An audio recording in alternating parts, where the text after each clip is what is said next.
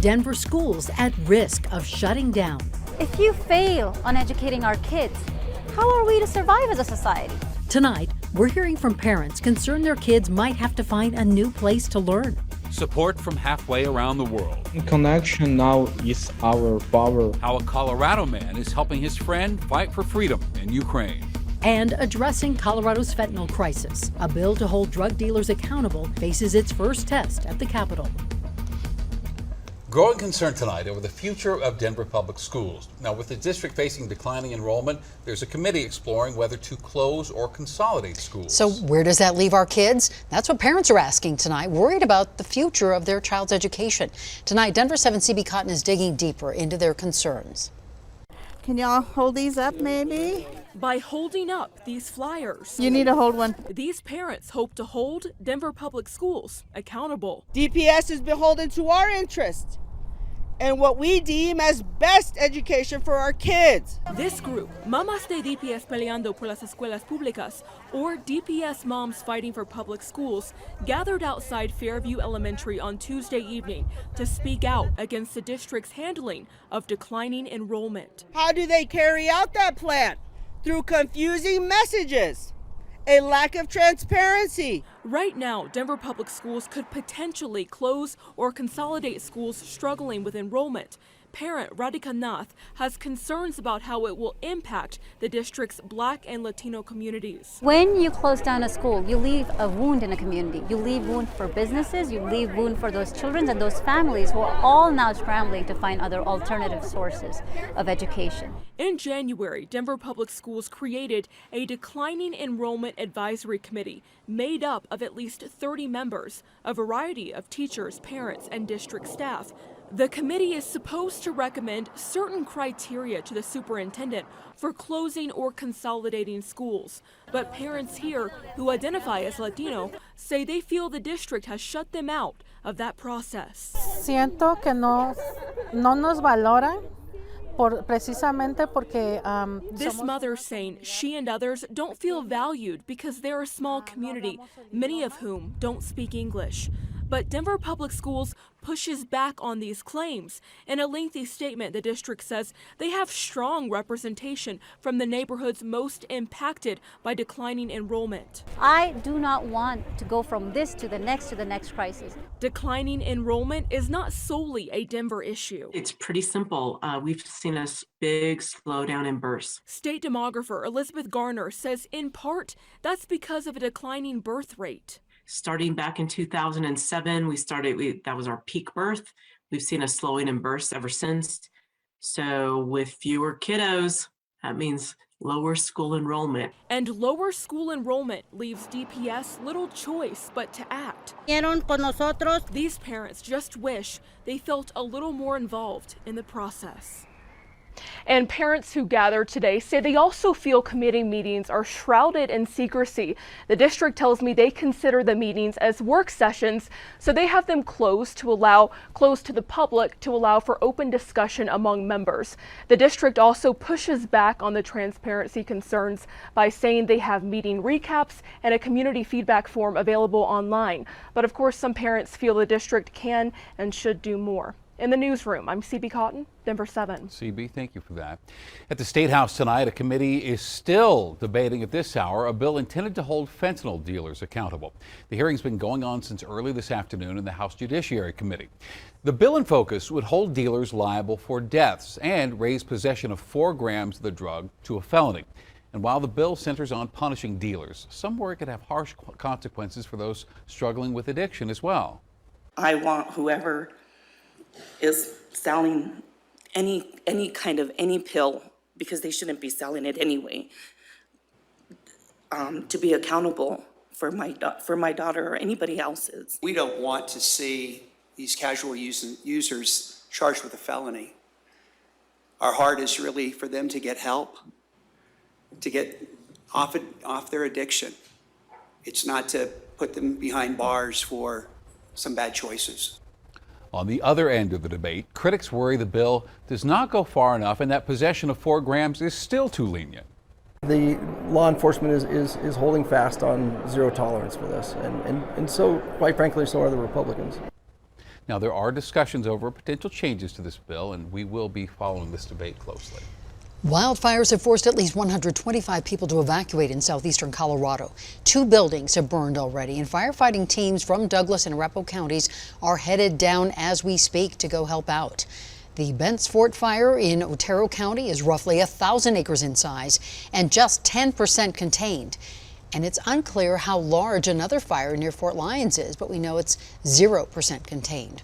Crews today also had to battle a wildfire along I-25 around Midway between Colorado Springs and Pueblo, and evacuation orders there have been lifted. And the EPA wants to reclassify Denver and the Front Range area from a serious air quality violator to the more concerning category of severe. The 9-county region, which extends from Castle Rock to Fort Collins, has missed multiple deadlines to reduce ground-level ozone emissions.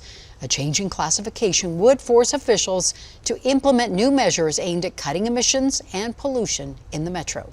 New York City police have now identified a person of interest in this morning's shooting on a busy subway train. Investigators say Frank James rented a U-Haul van believed to be connected to this shooting. The chaos began when the suspect set off a smoke canister before opening fire. 10 people were shot, 29 were injured during the panic. And ABC New York reports that none of the injuries tonight is life-threatening. They heard an explosion, they heard a big boom, and then there was people banging into each other. There was smoke everywhere, and then there was people lying on the platform. So it's just been a hectic morning. Police say the gunman fired 33 shots before his gun jammed. For the first time, President Biden is using the word genocide to describe Russia's violence in Ukraine. The president's remarks came in Iowa, where he was addressing rising gas prices as a result of Russia's invasion.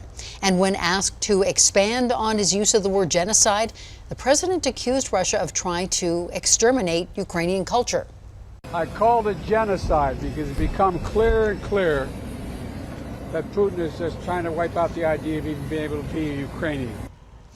The president's use of genocide comes just a week after he chose not to use that word in response to alleged atrocities committed by Russian troops near Kyiv.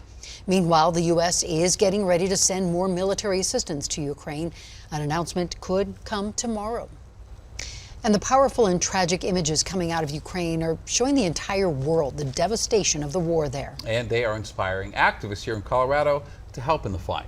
Denver 7's Rob Harris has a story tonight of an international friendship, Rob, where they share images and support. And guys, it's hard to not feel moved by the images and by the friendships when you hear about them. So Andrew Lennick has been living in the Denver area, but he has Ukrainian heritage and he spent several years there serving with the Peace Corps. One of his main jobs was to help Ukrainians learning English, and he stayed connected with several of his former students. He's more grateful for that now than ever. Andrew Lennick's friendship with Denis was cemented with a picture. I was in the school and I was taking all kinds of pictures, and he and a good friend of his borrowed the camera and they took a selfie. And I thought what a cool picture. And that's a keeper. Denis was 15 years old at the time, and in the 5 years since, he's kept in touch with Lennick. He was just one of the coolest young people that I've ever met. Their friendship is still bound by pictures shared through the internet. But today they show an older Denis and a devastated Ukraine. When I take picture with this rocket, I just see my brother there and his family. This rocket has destroyed all windows in their house. I just take a photo for my memory, for my feeling in this time. Denis, honestly, I was so happy to hear from you, so happy to hear that you're alive, so proud of you to see what you were doing. Denis and his friends have been risking their lives to drive through Ukraine, delivering food and supplies that have come in from other countries. Along the way, they document the destruction they find and the danger they're in. Like this video, where they had to take cover from a rocket that had just hit the town they were in. In connection now is our power. I just sit and thinking how can I help for military, for medicine, for just people, how we can help to our country, how we can make connection for збільшити нашу силу. increase our power, increase our strength to become stronger. As Denis fights for his country, his American friend sees the power of the human spirit and the cost of war. I'm just so impressed and so proud of him. He has grown up in 5 years. You know, from a fun-loving kid who used to walk with me on the streets of Chernihiv to standing on a tank, to standing next to a missile that's taller than he is, you know, an exploded missile, and just doing what he needed to do. Now, Lennox students and friends from Ukraine join a Zoom call each week to update the situation on the ground and make sure they're all still safe. They've said how much they appreciate the attention and the support from the entire world. So activists in Colorado are planning another rally at the Capitol building this Saturday at noon. They're hoping many will join. Shannon. Power of pictures. Rob, thank you for that. We appreciate it. State health officials, along with the CDC, now asking dozens of people to get revaccinated against COVID-19.